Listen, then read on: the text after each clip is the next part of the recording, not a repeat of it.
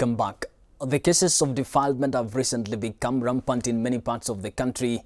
As a result, victims have been forced to live a different life in the society as the incident caused psychological effect to them. Our reporter Fat Mangwena filed the story. Children are no longer safe, be it at home, school or church, where they are likely to stray away from the ever-watchful eyes of their parents or caregivers. They are at any given time vulnerable to defilers who may either be their own fathers, neighbors or indeed any close male kinsfolk.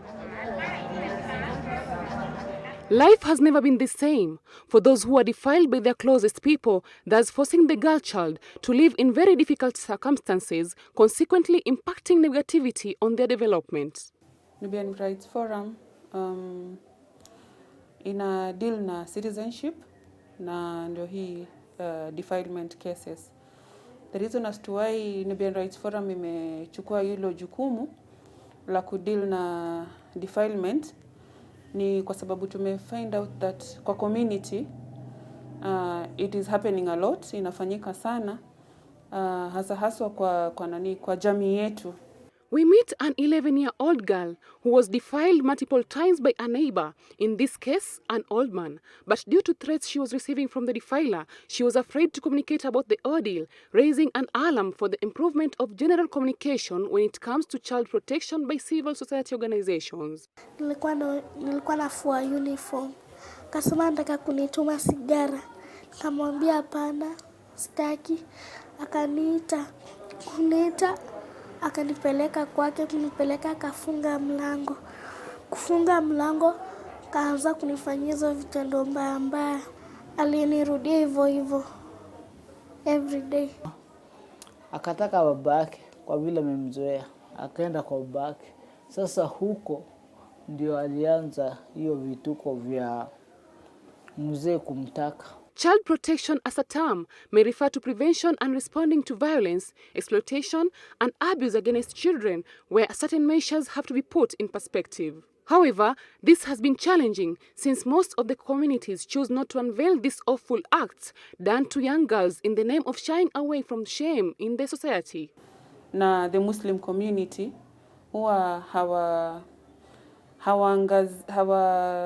hawafuatilii cases kama hiyo mpaka perpetrator akuwe apprehended na minor survivor apate justice na treatment. The Nubian Rights Forum, which is an organization that gives voice to the voiceless in Kibra, a place dominated with the Nubian community, has a team of paralegals who help in unearthing the defilement cases happening in the area. Hicho kitendo number one ni kibaya, ni very wrong.